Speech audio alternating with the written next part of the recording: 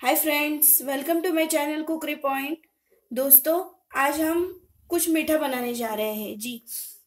सभी को पसंद है जो कि है गुलाब जामुन। आज हम बनाने जा रहे हैं गुलाब जामुन। उसके लिए लगने वाली एक बार सामग्री हम फटाफट से देख लें। हमने लिया हुआ है आधा किलो खोया, इसे मावा भी कहते हैं। ये मावा हमने लिया हुआ है आधा किलो।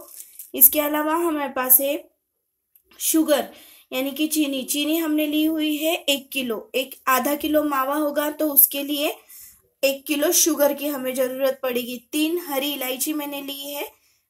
उसके अलावा हमारे पास है 125 ग्राम मैदा। आप आधा किलो अगर खोया है तो उसके लिए 125 ग्राम मैदे की जरूरत पड़ेगी। इसके अलावा हमें चाहिए होगा पानी। पाक बनाने के लिए हमें पानी चाहिए। और जामुन को डीप फ्राई करने के लिए हमें घी की जरूरत पड़ेगी। घी ले ले सकते हो या फिर आप डालडा भी ले सकते हो। दोनों किसी में भी आप उसे फ्राई कर सकते हो। और इन सारी चीजों के अलावा हमें जो मेन इंग्रेडिएंट है हमारा वो है सोडा। खाने वाला सोडा या मीठा सोडा भी इसे कहते हैं।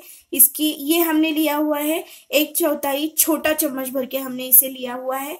अब हम सबसे पहले बनाएंगे शुगर सिरप, यानी कि जामुन जिसमें डुबोना है वो पाक बनाने के लिए हमने जो 800 ml पानी लिया हुआ है उसे मैंने पहले से ही समय बचाने के लिए गर्म करने के लिए रख दिया था गैस पर।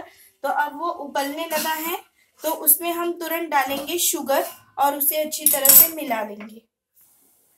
ये हमने पानी में शुगर डाल दिया है। तुरंत इसे इस तरह से स्टर करें, वरना फिर शुगर जो है नीचे लगने लगेगा, जल जाएगा। इसलिए इसे पानी में डालते ही तुरंत इस तरह से मिक्स करते रहिए। इसे इसी तरह से बीच बीच में चलाते रहिएगा। तब तक मैं आपको दूसरी प्रोसेस बताती हूँ। बीच बीच में हिलाते हुए फिर हम 2 मिनट बाद इसमें डालेंगे इस तरह से फोड़ते हुए इलायची। ये इलायची हमने डाल दी। तब तक हम मावे को मिक्स कर लेते हैं मैदा के साथ। ये हमने एक बड़ी सी थाली में परात में हमने मावा ले लिया है। मावे को अब हम इस तरह से फोड़ लेंगे। पहले मावे को हमने अच्छी तरह से फोड़ लिया है।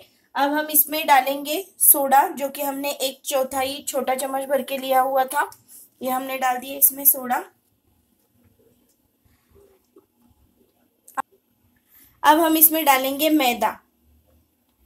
ये 125 ग्राम मैदा है। अब हम इसे अच्छी तरह से मसल के मिक्स कर लेंगे। सारी चीजें जो है इसमें अच्छे से मिक्स हो जानी चाहिए, दोनों एक दूसरे में घुल जानी चाहिए। इतनी अच्छी तरह से इसे मसल के हम एक कर देंगे।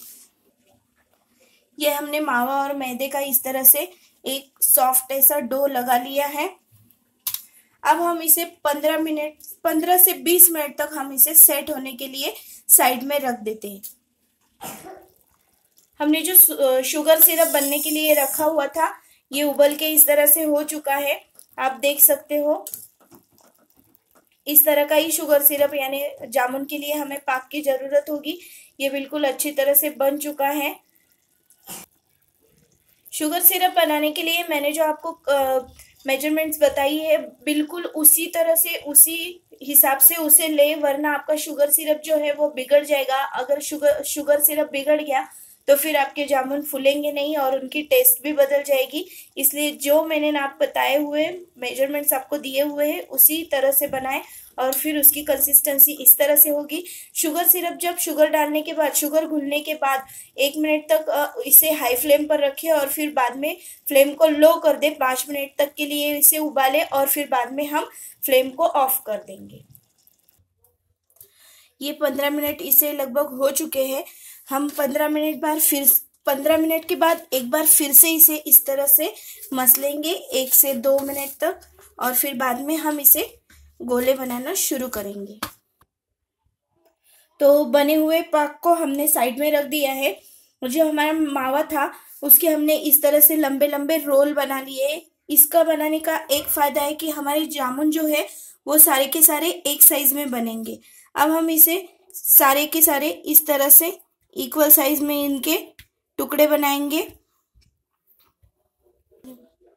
ये हमने सारे ही टुकड़े बना लिए हैं जो कि एक साइज के हैं। उसके बाद हम इस तरह से एक गोला हाथ पर लेंगे और इस तरह से बहुत अच्छे से इसे मसल के इसका हम एक गोला बना लेंगे। इस तरह से एकदम सॉफ्ट और प्लेन गोले हमारे बनने चाहिए। किसी भी गोले में किसी तरह की लाइन वगैरह इस तरह से कटा हुआ नहीं दिखना चाहिए, वरना हमारा जामुन जो है वो फट सकता है। तो इसी तरह से हम सारे गोले एक बार बना लेते हैं, फिर बताते हैं आपको आगे क्या करना है।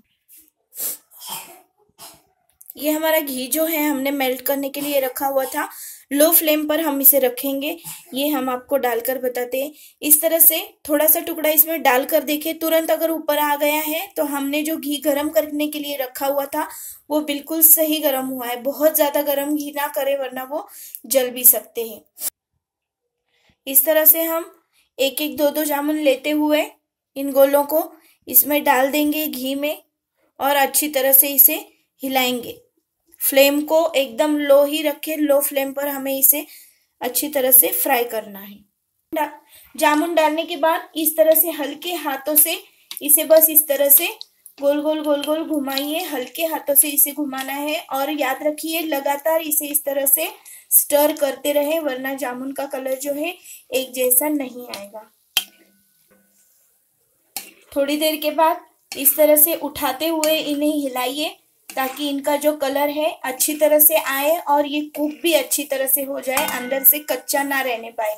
फ्लेम को पूरी देर तक लो ही रखना है, बिल्कुल भी फ्लेम को बढ़ाइए मत, वरना ये ऊपर से तो जल जाएंगे और अंदर कच्चे रह जाएंगे।